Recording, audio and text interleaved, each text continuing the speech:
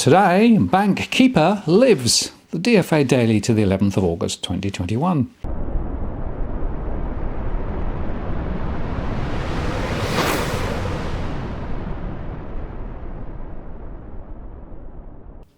Hello again, it's Martin North from Digital Finance Analytics, one latest post covering finance and property news with a distinctively Australian flavour. In today's show, we look at CBA's annual results and how we, the taxpayer, are supporting them, the market reaction in the US to the $1 billion infrastructure bill, which passed another milestone, Westpac in New Zealand is called out in yet another anti-money laundering compliance issue, and finally we recap Suncorp's results. So let's get started. And first today, CBA released their full year results.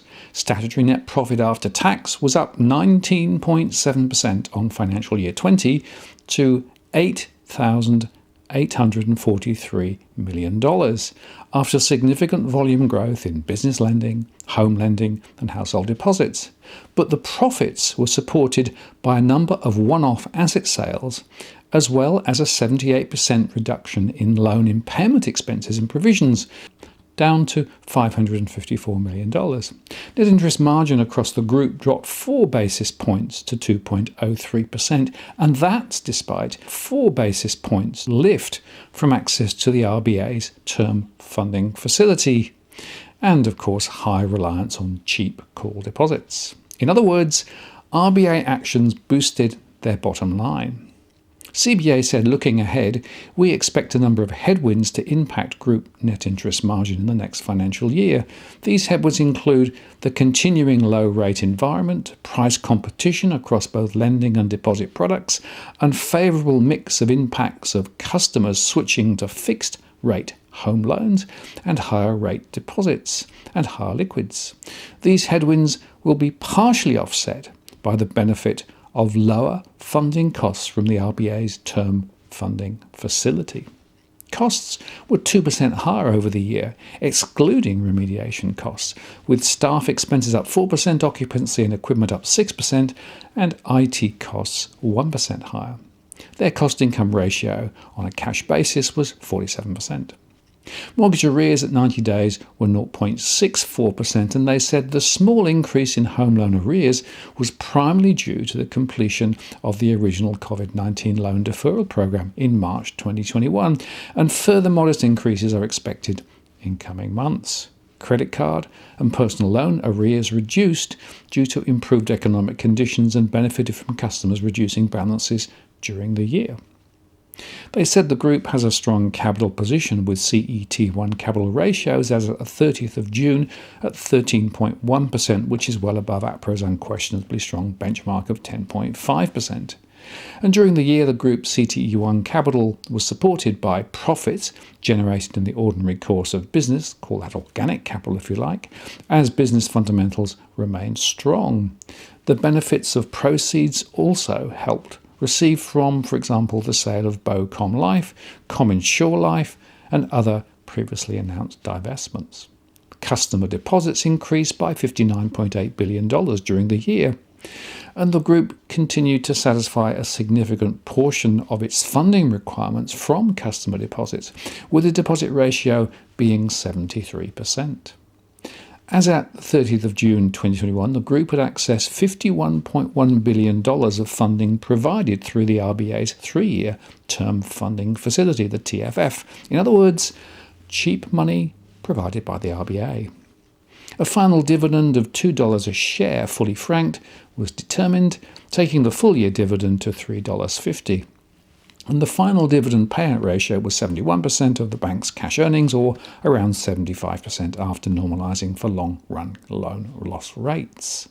As expected, CBA will commence an off-market buyback with a target reduction in share counts of around 3.5% of issued capital, or around $6 billion. So get this clear in your mind. $51 billion from the RBA turns into a $6 billion in share buybacks. How fair is that? And get this, CBA has paid more than $3.2 billion in customer remediation to date, including $960 million in refunds and $1,212 billion in program costs. And wait, they have another $1 billion of refunds yet to be made. Now, I've said all along that the various mechanisms put in place through COVID were really bank keeper initiatives. And now here you have yet further evidence of that. Over in the US, stocks ended mostly higher on Tuesday, with the Dow Jones Industrial Average and the S&P 500 Index each logging a record close as the Senate passed a $1 trillion infrastructure bill and investors awaited data due later this week on inflation. The Dow Jones rose 162 points, or 0.5%, to close at 35,264. The S&P 500 rose 0.1% to 4,436, and the Nasdaq Composite fell just a little, 0.5%, to 14,788. The gains come as the Senate on Tuesday voted 69-30 to approve a bipartisan infrastructure bill, sending the $1 trillion measure to the House of Representatives for its approval. The bill, known as the Infrastructure Investment and Jobs Act, calls for $550 billion in new public works spending, above what was already expected in future federal investments, including $110 billion for roads, bridges and other projects, as well as $66 billion for rail, $65 billion for broadband internet and $55 billion for water systems. We may start seeing the market price in higher infrastructure spending as investors try to get ahead of the game, said Lindsay Bell, Chief Investment Strategist at Ali Invest. Sector ETFs that have cooled in recent months on the back of growth uncertainty related to the industrials, materials, construction equipment, semiconductors and electric vehicles arenas could see a boost as the bill gets closer to President Biden's desk, she said. The global ex-US infrastructure development ETF jumped more than 2% on Tuesday and is up nearly 28% so far in 2021.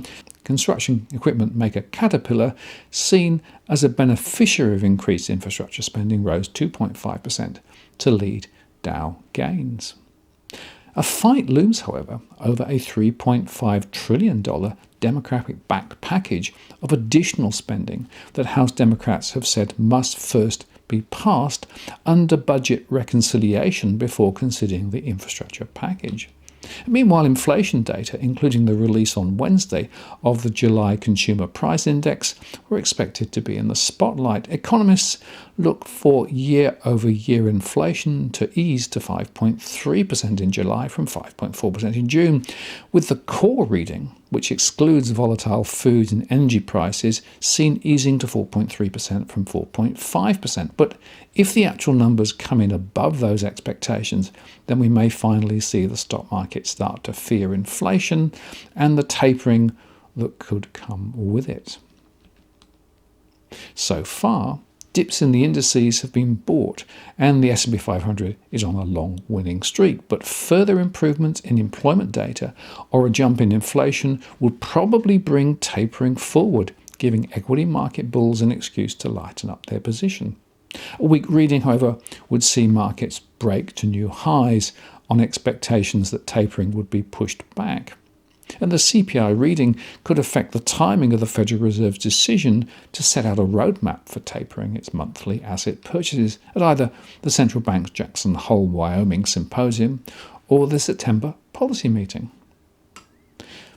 Boston Fed President Eric Rosengren said in an interview with the Associated Press late on Monday that the central bank should announce in September that it will begin reducing its $120 billion in purchases of Treasury and mortgage bonds this fall. And US small business confidence fell in July after hitting the highest level since last November's presidential election in June, according to a survey released by the National Federation of Independent Businesses on Tuesday. And in other economic data, the government said US productivity grew 2.3% in the second quarter after a revised 4.3% in the previous 3 months. So there are also some worrying signs. Now, over in New Zealand, the Reserve Bank of New Zealand has today issued a formal warning to the New Zealand branch of Westpac Banking Corporation, or WBC, for failing to report prescribed transactions as required by the Anti-Money Laundering and Countering Financing of Terrorism Act of 2009. Under that Act, reporting entities are required to report prescribed transactions, including international wire transfers of $1,000 or more, to the police's Financial Intelligence Unit, Deputy Governor and General Manager of Financial Stability Jeff Bascard says. Westpac designed and configured its prescribed transaction reporting systems in a way that failed to detect and report eligible international wire transfers, resulting in it failing to report around 8,000 corporate transactions to overseas recipients between July 2018 and February 2019. This formal warning reflects the importance of the prescribed transaction reporting regime in building an intelligence picture across New Zealand's financial system, and reiterates the seriousness with which we view non-compliance with the Act, Bascard said. The formal warning comes as the Reserve Bank released its findings from its survey of all New Zealand registered banks' correspondent banking, prescribed transaction reporting and transaction monitoring. The survey was launched in the wake of allegations made by Australia's anti-money laundering regulator, the Australian Transaction Reports and Analysis Centre, or AUSTRAC, against Westpac Banking Corporation in November 2019. Based on the survey results received by the Reserve Bank, all banks surveyed appear to have adequate processes and controls in relation to correspondent banking due diligence, prescribed transaction reporting and transaction monitoring regarding potential child exploitation.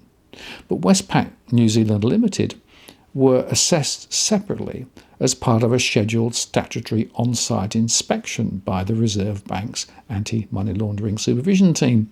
Notwithstanding Westpac's failings, the Westpac entities were also found to have satisfactory procedures and controls in place for other surveyed areas. However, the survey also found that an assessment of the effectiveness of those procedures and controls could not be determined from the survey alone, and going forward, this will be covered as part of the Reserve Bank's on-site inspection program. The survey was a useful exercise to better understand current compliance with the Act by registered banks and will inform a more intense supervisory approach, Mr. Bascard said.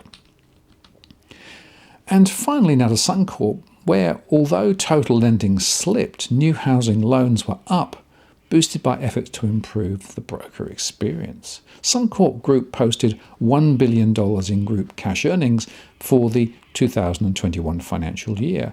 That's 42.1% more than the year before, as it rolled out a $250 million buyback scheme.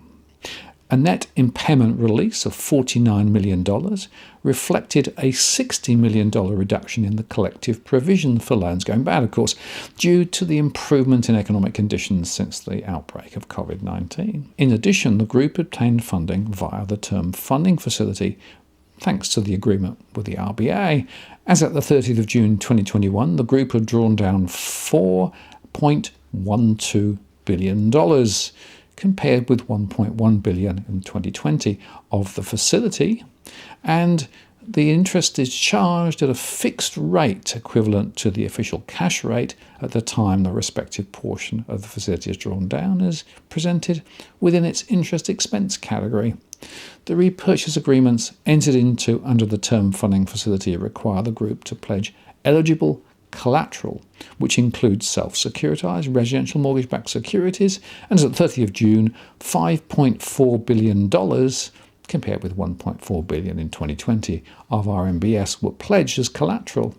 In the consolidated statement of financial positions, the eligible collateral transferred is included in loans and advances.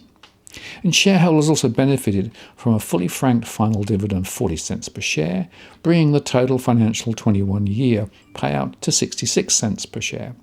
Suncorp has made $1 billion in group net profits after tax, a rise of 13.1% from the previous year, and the boost in earnings has been driven by a rise in profit after tax in its businesses In Australian insurance, up 42.4% to $547 million, and banking up 69% to $419 million. Meanwhile, profit in New Zealand fell by 18.4% to $200 million for financial year 21, largely as a result of increased natural hazard costs. Suncorp Group Chief Executive Steve Johnson commented that the group had struck the right balance between returning capital to shareholders and retaining buffers for uncertainty. After the proposed returns, we'll continue to hold almost $400 million in excess capital at the group level, Mr. Johnson said. And he also said the result had been delivered against a challenging backdrop, pointing to the pandemic and drastic weather up north. During this time, our focus has been on supporting our insurance and banking customers and executing our strategic priorities, Mr. Johnson said. Total lending stayed mostly flat, actually declining by 0.8% to $57.5 billion in financial year 21, although the segment had seen a 0.4% rise in the second half of the year, reflecting positive momentum in mortgages as business loans dipped. Overall retail loans, including personal loans, housing loans, securitized housing loans and covered bonds, dropped by 1% to $46.1 billion from financial year's $46.6 billion. Housing loans, excluding securitized loans, rose by $41.6 billion, up 3.2% from financial year 20's $40.4 billion. Including securitized loans, total housing loans stayed mostly flat, actually dipping slightly by 0.9% to $46 billion. And the housing loans segment had inclined by 0.8% in the second half of the year, which Suncorp credited to improved broker lodgements and settlements, as well as slimmed down approval turnaround times. There had been a 51% surge in home loan lodgements year over year, while settlements were up by 27%, but the momentum was offset by a rise in customer repayments, external refinances and property sales, resulting in a 10% rise in portfolio outflows in financial year 20. Troy Feder, Suncorp Bank head of broker partnerships, reported that around 70% of the bank's flows had been generated via the broker channel. And he reflected on the bank's investment in improving broker business, commenting that Suncorp had made a number of process changes throughout the year. We've reduced turnaround times and refreshed our broker portal, which is everything brokers need to lodge an application with us, Mr. Feder said. We've grown our BDM team in key Australian markets, including Victoria, New South Wales and Queensland, and we continue to see momentum in those regions. The bank also saw movement in its digital channel, with the proportion of products originated online rising to 15% of home loans from 8% the year before. Branch transactions, on the other hand, plunged by a fifth during financial year 21, although Suncorp had closed 29 branches over the course of the year. Suncorp reported that it had given 14,000 customers loan repayment deferrals through COVID-19, covering a tenth of its overall customer base. And on the other hand, business lending slipped by 0.1% to a total of $11.3 billion, although the fall was partially offset by the agribusiness portfolio growth of 3.6% to $4.2 billion, with Suncorp signing increased cropping activity, restocking and asset purchases. And Suncorp also continued on its simplification plans after recently indicating that it will sell its 50% stake in RACT Insurance. The group also exited its wealth business earlier in the year, selling its superannuation arm to LGIA Super, following on from other segments such as travel insurance and personal loans. We believe each of these divestments has made strategic sense and represents good outcomes for our shareholders, customers and employees, Mr. Johnson said. And just to stand back on that, again, let me highlight that the Reserve Bank has provided cheap funding to the banks. The banks have then been able to make a profit and pay money back to shareholders. The question is that really the right structure? Is that really fair on the rest of Australia? Because ultimately, of course, that cheap money could have been placed elsewhere rather than just supporting the banking system. But hey, you know and I know that this is all about bank keeper. Now, if you're buying your home in Sydney's contentious market, you don't need to stand alone. This is the time you need to have Edwin Almeida from Ribbon Property Consultants standing alongside you. Buying a property is both challenging and adversarial. The vendor has a professional on their side. Emotions run high, price discovery and price transparency are hard to find, and then there's the wasted time and financial investments that you make. Edwin understands your needs, so why not engage a licensed professional to stand alongside you? With RPC, you know you have experience, knowledge, and master negotiators looking after your best interests. So shoot Ribbon an email at info@ribbonproperty.com.au, and if you use the promo code DFAWTW/Martin, you can get a 10% discount offer. I'm Martin North from Digital Finance Analytics. Many thanks for watching, and I'll see you again next time.